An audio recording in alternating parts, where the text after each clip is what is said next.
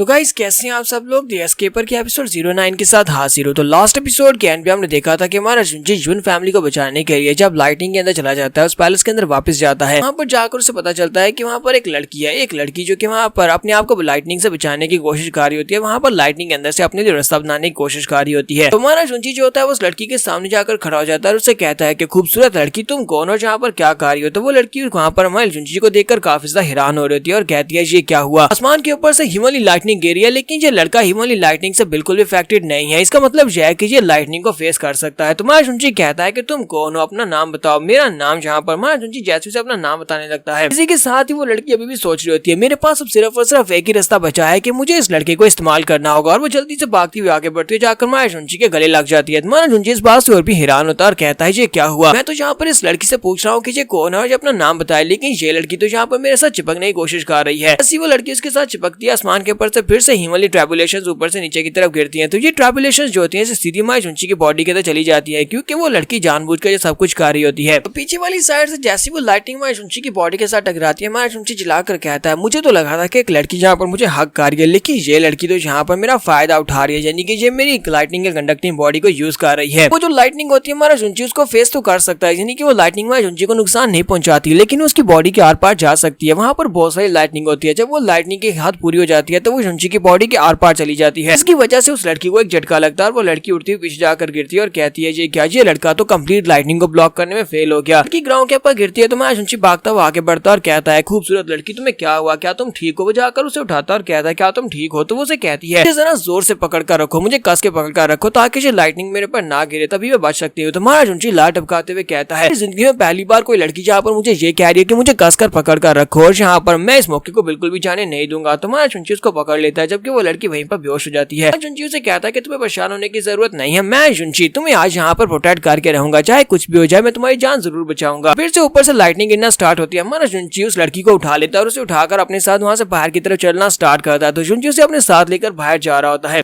तो यहीं पर कुछ देर के बाद का सीन दिखाते हैं कि लाइटनिंग खत्म हो जाती है, आसमान साफ हो जाता है। तो ये सभी लोग जुन फैमिली के लोग कहते हैं हिमालय लाइटनिंग खत्म हो गया, हम सभी लोग बच गए, हम सभी लोग बच गए। काफी सारे लोग मरे होते हैं लेकिन बहुत सारे ने सर्वाइव कर लिया, यानी कि बहुत सारे लोग बच चुके हैं। यंग मिस जो होती है वो आगे की तरफ बढ़ती है, वहाँ पर जाकर जुंची को ढूंढना स्टार्ट करती है। वो टूटे हुए पैलेस में जाकर जुंची को तलाशती है, लेकिन जुंची वहाँ पर नहीं होता। इसी के साथ ही जुंची के चीखने की आवाज आती है। जुंची उस यंग मिस को अपने साथ उठाकर वहाँ से काफी दूर निकल आया और वो लोग वहाँ पर लाइटनिंग की वजह से बहुत दूर आ चुके हैं। तो वो लोग ऊपर से नीचे की तरफ गिर रहे होते हैं, दोनों रास्ते में दूसरे से अलग हो जाते हैं। तो हमारा जुंची नीचे की तरफ होता है, माजुंजी कहता है वाट लगी, और वो ग्राउंड के ऊपर गिरता है तो वहाँ पर एक जबरदस्त धमाका होता है। जुंची कहता है तो कम से कम मैंने सर्वाइव कर लिया। तो वो ग्राउंड के ऊपर गिरने के बाद बेयरली बचा होता है। इसी के साथ यंग मिस जो होती है वो अपनी तशरीफ लेकर उसके ऊपर गिरती है, उसकी कमर के ऊपर गिरती है, जिससे बेचारे के मुंह से और भी ब्लड निकलता है और कहता है कि अब तो सही वाट लगी है। यंग मिस जो होती है वो जल्दी से अपने कपड़ों की तरफ देखती है और कहती है जी क्या मेरे कपड़े फट गए, अब मैं क्या करूँ। हमारा जुंची से कहता है कपड़ों के बारे में बाद में सोचना, पहले मेरे ऊपर से अपनी तशरीफ को उठाओ वरना मैं दुनिया से उठ जाऊंगा। यंग मिस जल्दी से जंप करते हुए साइड के पड़ती है और उसे कहती है तुम तो वही लड़की हो ना जिसे मैंने लाइटनिंग के अंदर देखा था, तुम यहाँ पर मेरे नीचे क्या कर रहे हो। तुम्हारा जुंची से कहता है कि हाँ मैं वही लड़का हूँ जिसे तुमने लाइटनिंग के नीचे देखा था और मैं वही लड़का हूँ जिसे तुम अभी अपनी तशरीफ के नीचे दबा रही थी।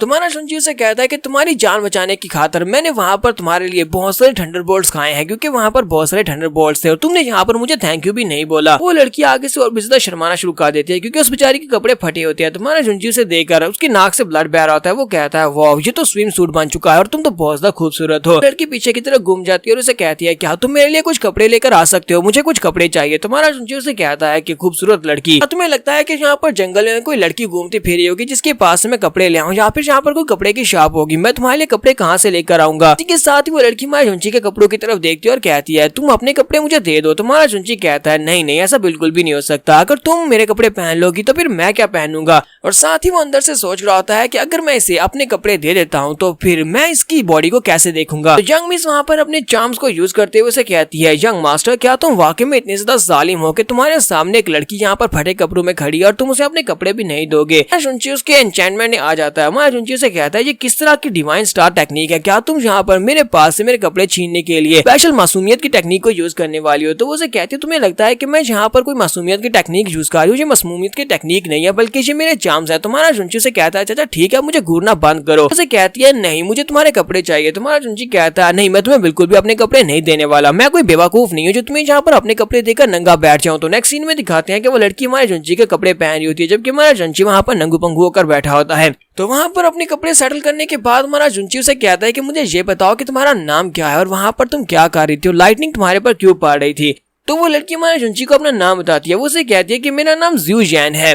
तो ज़्यूजैन हमारी जुंची को बताती है कि वो वहाँ पर क्या करने के लिए आई थी। वो उसे कहती है कि मैं वहाँ पर से कुछ खजाना ढूंढने के लिए आई थी, एक स्पेशल ट्रेजर उस डीमन टॉम के अंदर, लेकिन वहाँ पर एक्सीडेंटली मुझसे एक ट्रैप एक्टिवेट हो गया जिसकी वजह से हिमालय लाइटनिंग हमारे पर पड़ रही थी। हमारा जुंची उसकी बात सुनने के बाद कहता है ये जुन फैमिली के एंसेस्ट्रल टॉम को डीमन टॉम कह रही है। ठीक साथ ही हमारा जुंची उसे कहता है कि तुम लोग उसे डीमन टॉम क्यों कहते हो, आखिर वहाँ पर ऐसा क्या है। तो वो उसे कहती है कहा जाता है कि वहाँ पर एक पियरलेस डीमन को सील किया गया था, इसी वजह से उसे डीमन टॉम कहा जाता है। जुंची कहता है कि अब मुझे ये बताओ कि तुम वहाँ पर किस तरह के ट्रेजर को ढूंढ रही थी, अगर तुम वहाँ पर किसी डीमन टॉम के अंदर से ट्रेजर को ढूंढ रही थी वो बहुत स्पेशल होगा। तो ज़्यूजैन उसे कहती है वो बहुत स्पेशल ट्रेजर था, वो एक ह्यूमनली सीक्रेट बुक थी, सुप्रीम ग्रैंड डाओ की मार्शल आर्ट्स टेक्निक्स लिखी हुई थी। तुम्हारा जुंची ये बात सुनने के बाद और भी हैरान होता है। तो फिर साथ हमारा जुंची उसे कहता है तो मुझे ये बताओ कि ह्यूमनली बुक दिखती कैसी थी, बुक वहाँ पर से तुम लेने के लिए आई थी। तो इसी के साथ ही ज़्यूजैन उसे कहती है कि वो एक शाइनिंग गोल्डन लाइट की एक बुक थी, इसके ऊपर कुछ एंशिएंट रून्स लिखे हुए थे और साथ ही वो एक स्क्रॉल की तरह की थी। हमारा जुंची उसकी बात सुनने के बाद गिनना स्टार्ट करता है। वो कहता है गोल्डन लाइट, हाँ उस स्क्रॉल के अंदर से गोल्डन लाइट निकल रही थी, वो एक स्क्रॉल था, ये भी ठीक है। और उसके बाद वो कहता है उसके ऊपर एंशिएंट रूइंस है, ये भी ठीक है। इसके साथ ही जुंची चलाकर कहता है वो बुक तो मेरे माथे के अंदर चली गई, इसका मतलब यह है कि वो ह्यूमनली ट्रेजर जो है वो मेरे पास है। तो यंग मिस उसके चेहरे के एक्सप्रेशंस देखने के बाद उसे कहती है कि तुम्हें क्या हुआ यंग मास्टर, तुम अचानक से अजीब सा बिहेव कर रहे हो। तो हमारा जुंची उसे कहता है नहीं नहीं मैं कुछ भी अजीब सा बिहेव नहीं कर रहा। फिर साथ ही वो अंदर से सोच रहा होता है कि मुझे जाकर चेक करना होगा, अपने ब्रेन के अंदर जाकर चेक करके आते हैं कि उस ह्यूमनली डाओ के अंदर क्या, उस बुक के अंदर क्या लिखा हुआ है। जुंची उस लड़की से कहता है ज़्यूजैन तुम यहीं पर रुको, मुझे अपनी इंटरनल इंजरीज को हील करने के लिए थोड़ा टाइम चाहिए, मैं मेडिटेट करने के लिए बैठने वाला। तो हमारा जुंची वहीं पर बैठकर मेडिटेट करना स्टार्ट करता है। जबकि ज़्यूजैन वहीं पर खड़ी होती है, वो जुंची की तरफ देखती है और कहती है ये लड़का पहली बार में देखने में बहुत ज्यादा अजीब लगता है और वाकई में बहुत ज्यादा अजीब भी है। क्योंकि हमारा जुंची अपनी बॉडी के अंदर चला जाता है, वो अपने स्पिरिचुअल सी के अंदर जाता है जहाँ पर वो ह्यूमनली बुक स्क्रॉल होता है। तो वो उसके पास चला जाता है, जाकर उसको टच करने की कोशिश करता है। जैसे ही वो उसको टच करता है तो उसके अंदर से लाइट निकलती है और साथ ही वहाँ पर कुछ वर्ड्स दिखाई देते हैं। जुंची कहता है ये तो वाकई में सुप्रीम गुड फॉर्चून है, ह्यूमनली बुक के अंदर लिखी हुई है वही टेक्निक्स है, यानी कि इस बुक के अंदर बहुत ही स्पेशल टेक्निक्स लिखी होंगी। साथ ही वो कहता है क्यों ना मैं इस टेक्निक को यहीं पर ट्राई करूँ। तो उसके अंदर से जो सब टेक्निक मिलती है वो उसको वहीं पर प्रैक्टिस करना स्टार्ट करता है। जबकि बाहर का सीन दिखाते हैं पर ज़्यूजैन उसके मुंह के पर थप्पड़ मारी होती है और उसे कहती है तुम तो स्पिरिचुअल राम के एक एक्सपर्ट हो, फिर तुम्हें यहाँ पर स्पिरिचुअल की को ऑब्जर्व करने में इतना ज्यादा टाइम क्यों लग रहा है, तुम तो बिल्कुल बेकार हो। तुम्हारा जुंची से कहता है ये तुम क्या कह रही हो, मुझे कुछ भी समझ नहीं आ रही। इसी के साथ ही ज़्यूजैन उसे वहाँ पर बताती है, वो उसे बताती है कि बॉडी को टैम्पर किया जाता है जिसकी वजह से हम लोग आसानी के साथ स्पिरिचुअल की को अपनी बॉडी में ऑब्जर्व कर सकते हैं, जिससे तुम आसपास के पोर के अंदर से स्पिरिचुअल एनर्जी को महसूस कर सकते हो। हमारे जुंची को उसकी कोई भी बात समझ नहीं आ रही होती है, एक कान से दूसरे कान से निकल रही होती है। तो हमारी जुंची से कहती है क्या तुम्हें समझ आई, मैंने तुम्हें जो आसान तरीका बताया क्या तुम्हें समझ आया। जुंची कहता है नहीं मुझे बिल्कुल भी समझ नहीं आया। तो यंग मिस चिल्लाकर उसका कान खींचते हुए कहती है बेवकूफ कहीं कि मैं जहाँ पर तुम्हें ये बात समझाने की कोशिश कर रही हूँ कि तुम्हें स्पिरिचुअल की को पूरी की पूरी बॉडी के अंदर एब्जॉर्ब करना होगा, पूरी बॉडी के अंदर एब्जॉर्ब करोगे तभी तुम स्पिरिचुअल की और अपनी बॉडी को यहाँ पर रेजोनेंस में ला पाओगे। जुंची उसे कहता है इसे अब मुझे समझ आ गई, मैं यहाँ पर बिल्कुल तुम्हारे बताए हुए तरीके के मुताबिक ही करूंगा। जबकि यंग मिस उसे कहते हैं कि तुम स्पिरिचुअल राम में कैसे पहुंच गए, मुझे तो समझ नहीं आ रही कि तुम स्पिरिचुअल राम में पहुंचे कैसे हो। तुम्हारा जुंची से कहता है क्योंकि मैं एक जीनियस हूँ। यहाँ पर हम लोग अपनी एपिसोड 09 का एंड करेंगे। एपिसोड की एक्सप्लेनेशन अच्छी लगी हो तो कमेंट करके जरूर बताइएगा। चैनल को सब्सक्राइब कर दे, वीडियो को लाइक और शेयर कर दें। शुक्रिया।